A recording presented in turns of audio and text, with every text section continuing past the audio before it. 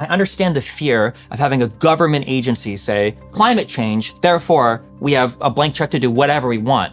That's scary. Which is what they are doing. The conservatives do the same thing, though. I'm not claiming otherwise. Yeah, but the problem is I think people don't talk about it. So for instance, so we can pretend now that the conservative argument was just compulsory vaccines are bad because they infringe on my freedom. That wasn't the conservative argument. The conservative argument was that mass deaths were gonna happen, mass side effects were gonna happen. There was gonna be all this corruption and stuff related to vaccine distribution, to the crazier theories were microchips and blah, blah, blah.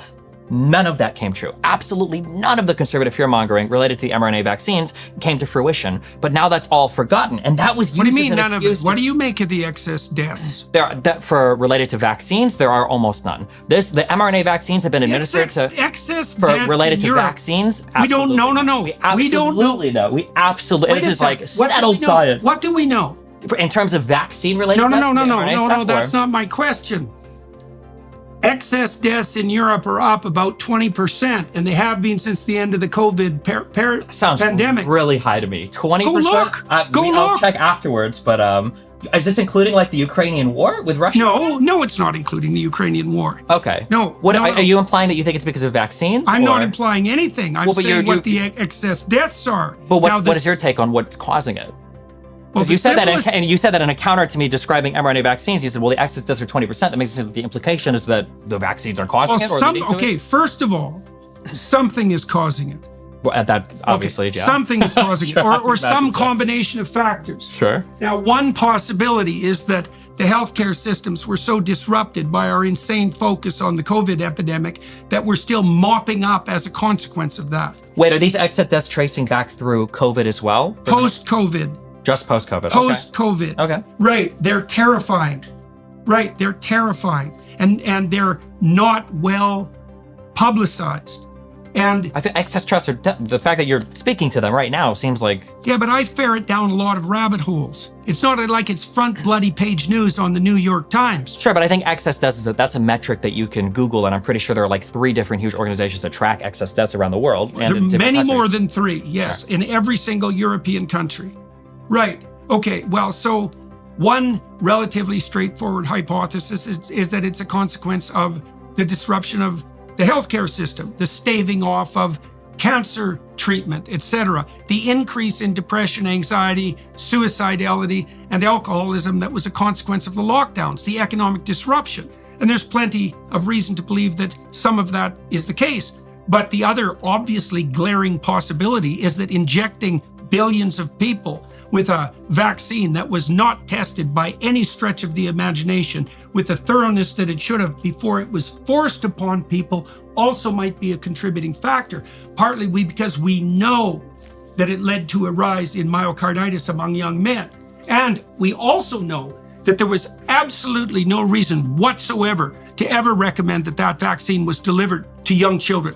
Whose risk of death at COVID was so close to 0 that it might as well have been 0. When you're talking about a disease, the risk of death isn't the only thing that you worry about for the disease. There's also so you're going to talk about transmission? Because that was another thing that the COVID vaccine pushed. Yeah, but it didn't do anything to transmission. It absolutely did, because it decreased your chance of getting affected. It didn't get rid of transmission, but it reduced transmission. Yeah, but it was claimed that it would get rid of transmission. Only if you take one reading of one single quote. I think that Biden said one time where he said, no, come on. I've heard so many times because everybody say, oh, you can't take anything Trump says seriously. Biden one time on the news says, if you get the vaccine, you won't transfer the disease. That is so silly. Which was it? No. Do you know that our Prime Minister in Canada deprived Canadians of the right to travel for 6 months because the unvaccinated were going to transmit COVID with more likelihood than the vaccinated? So this wasn't one bloody statement. This was thorough government policy What I'm saying is there wasn't a statement given that if you get vaccinated, there is a 0% chance of transmitting the disease. The idea is that vaccines were supposed to help because it reduces your hospitalization, it reduces death, and it reduces transmission, hopefully by making it so that people don't get sick or don't get sick for as long. All 3 of those things the vaccines did exceedingly well. They continue to do that to this day, but especially for the first variant and then the Delta variant, the vaccines helped immensely here.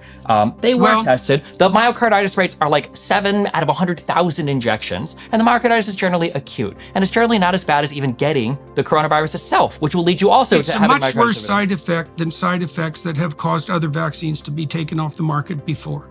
That a 7 out of 100,000 rate of acute myocarditis or pericarditis is not a worse side effect than any other vaccine. I think that is a completely acceptable, given that the disease itself is more likely to cause myocarditis or pericarditis. Yes, I don't think the data suggests support that presupposition anymore. The latest peer-reviewed studies show that that's simply not true, especially among young men. So there is an age bracket of young men where the elevated rate of myocarditis, acute myocarditis from the vaccine might have been higher, but we're talking about like 3 or 4 cases per 100,000 people. And again, myocarditis, pericarditis are generally acute conditions. They don't last for very long. I told you at the beginning of this conversation that the progressive leftists were on the side of the pharmaceutical companies. It's not about being on the side of the pharmaceutical companies. It's about really, yeah. Yeah, well, what I see as the unholy part of that alliance with the pharmaceutical companies is that it dovetails with the radical utopians' willingness to use power to impose their utopian vision. Well, then what do you make of the fact otherwise, how would you explain it? Because the leftists should have been the ones that were most skeptical about the bloody pharmaceutical companies. And they jumped on the vaccine bandwagon in exactly the same way that you're doing right now. Pharmaceutical companies have helped us tremendously throughout the... Right, there we go. Fine. No, you think modern medicine hasn't? So. No, I don't think so. You're just wrong. I think they're utterly wrong. I see. So you don't think that the pharmaceutical companies who dominate the advertising landscape with 75% of the funding are corrupt?